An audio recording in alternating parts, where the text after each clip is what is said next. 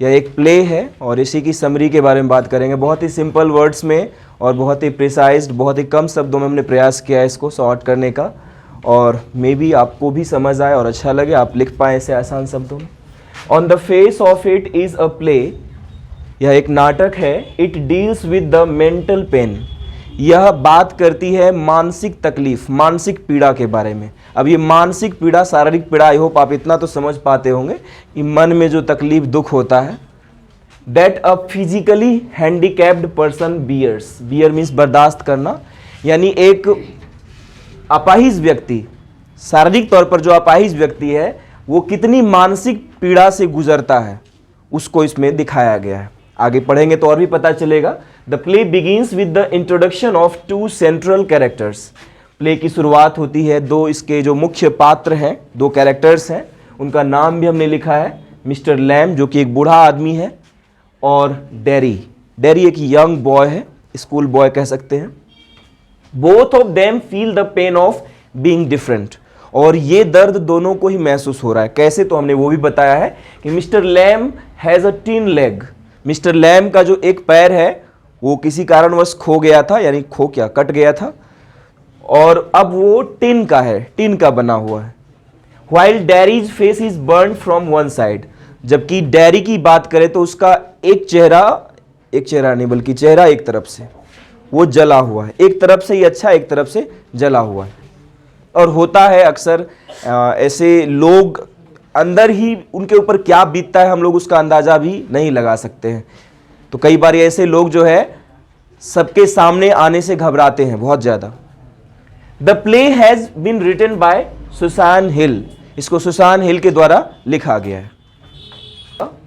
When they meet firstly, जब वे दोनों पहली बार मिलते हैं, the old man named Mr. Lamb tries to convince Derry, वो बूढ़ा आदमी जो है डैरी को कन्विंस करने का प्रयास करता है। अब ये शब्द आपको ये समझ नहीं आएगा कि क्या चीज के लिए कन्विंस कर रहा है। अब देखिए, आपको बताते हैं कि डैरी की समस्या क्या है। डैरी का हाफ फेस बर्न्ट है और वो चाहकर भी उसको छिपा नहीं सकता। चेहरा तो सबसे ऐसा हिस्सा है जिसे हम ढक भी नहीं सकते, और लंबे वक्त के लिए तो बिल्कुल नहीं। तो इस वजह से वो काफी अनकंफर्टेबल फील करता है जब भी लोग आसपास होते हैं। तो अब देखिए इसके साथ सिचुएशन क्या थी पहले एक्ट में। यदि आपने स्टोरी पढ़ी होगी, टेक्स्ट, तो पता होगा आपको कि वो अचानक से किसी बगीचे में घुस गया था, और वो बगीचा मिस्टर लैम का ही था। क्यों घुसा था? क्योंकि सड़क पर कुछ लोग आ गए होंगे, या फिर इन्हें डर लगता था इसे हमेशा कि लोग जब देखेंगे तो मुझे डर जाएंगे, लोग मुझसे, मेरा चेहरा देखकर, जला हुआ चेहरा देखकर डर जाएंगे। तो क्या कन्विंस करने का कोशिश करते हैं? That it is nothing strange about his face, कि उसके चेहरे के बारे में कुछ अजीब सोचना गलत है।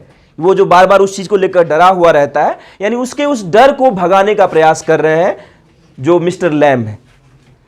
He also tells about his disability, और वो अपनी डिसेबिलिटी के बारे में भी बताता है। डिसेबिलिटी मतलब हो गया अक्षमता, जो वो नहीं कर सकता, जिसके पास जो कमी है वो भी बताता है वो। इन द सेकेंड सीन, अब दूसरे दृश्य की बात करें तो we are introduce to Derry's mother.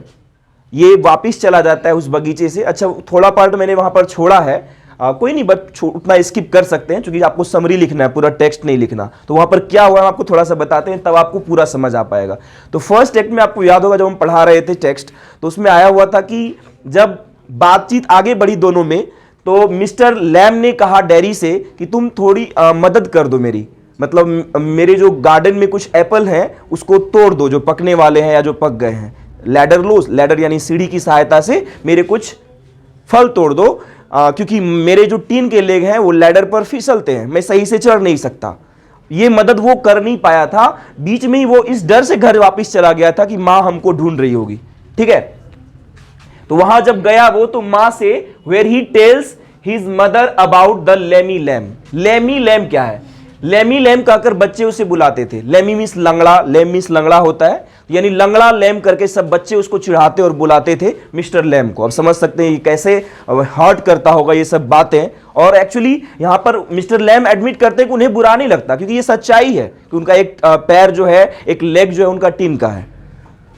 C forbids him to go there, और देखिए उसकी मां भी मना कर रही है उसके पास जाने से, तुम मत जाना, मिस्टर लैम के पास मत जाना। But in the final scene, 3 scene total इसमें है इस प्ले में, ये आपके जो बुक में लिखा गया है।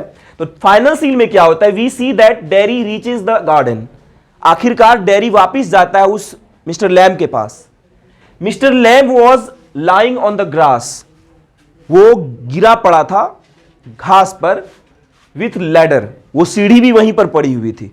इसे कुछ अंदाजा नहीं था क्या हुआ है वहां पर। When he says to him, जब डेरी कहता है उस बूढ़े आदमी से, मिस्टर लैम से, that he has come back, कि वो वापिस आ गया है, ही गेट्स नो आंसर, तो उसे कोई जवाब नहीं मिलता। कोई जवाब नहीं मिलने का मतलब वो बूढ़ा आदमी मर गया, ही हैज पास्ड अवे। अब ये क्या दिखाता है, ये बहुत सारे हमें लेसन्स देता है कि शायद उसने यदि उसकी मदद कर दी होती या फिर उसकी बात सुन ली होती, या और भी तरह से देखें तो उसके लॉनलीनेस को दिखाता है। वो बूढ़ा आदमी जो कि फिजिकली हैंडीकैप्ड था, उसके अपने थे, बच्चे थे, अपने परिवार था उसका, बट कोई उसके पास नहीं रहता था, उसके लॉनलीनेस को दिखाता है। यही हमने लास्ट में समरी में समअप किया हुआ है कि the play tells us that appearances never define us. यहां पर देखिए बहुत बड़ी बात है कि अपीयरेंस कभी भी हमें डिफाइन नहीं करते हैं, यानी हम कैसे दिखते हैं वो चीज हमारे आंतरिक चीजों को कभी डिफाइन नहीं कर सकते। हमारे वही चीज हो गया कि लाइक डोंट जज a book by its cover, वही चीज हो गया कि यानी अपीयरेंस के बेसिस पर, फिर से एक और कहावत आप सुने ही होंगे, all that glitters are not gold, तो वो भी है। मतलब कहने की बात अपीयरेंस के बेसिस पर हमें कभी किसी को जज नहीं करना चाहिए। थिंग्स में बी एक्चुअली डिफरेंट, चीजें वाकई में अलग हो सकती है from how they look like, जैसे वो दिखते हैं उससे अलग हो सकती है। It's also about the pain and loneliness, यह उस तकलीफ और अकेलेपन के बारे में है that are felt by disable और हैंडीकैप्ड पीपल, जो कि विकलांग लोगों द्वारा या किसी तरह से डिसेबल लोग होते हैं, वो जो फील करते हैं उस पेन को, तकलीफ को, और उस लॉनलीनेस, उस अकेलेपन को, उसको इसमें दिखाया गया है। तो प्ले काफ़ी भी मोरल लेसन से भरा हुआ है और इसमें हमें दिखाया गया है कि उस तबक्के के लोगों को हमें रिस्पेक्ट करने की ज़रूरत है। अक्सर हम ऐसे लोगों से मुंह मोड़ लेते हैं या घृणा करते हैं, आप लोग देखते होंगे समाज में अक्सर ऐसा होता है, लेकिन कहीं ना कहीं ये बहुत बड़ा अपराध है यदि हम ऐसा करते हैं। किसी ऐसे व्यक्ति को यदि हम नीची दृष्टि से देखते हैं तो कहीं ना कहीं वो एक क्राइम ही हुआ। आपकी नज़र, हमारी नज़र में ना सही तो कम से कम गॉड की नज़र में, उनकी नज़र में तो सभी समान, एक समान है। तो यदि हम किसी से घृणा करते हैं तो वाकई में एक अपराध ही है और उससे कुछ कम नहीं।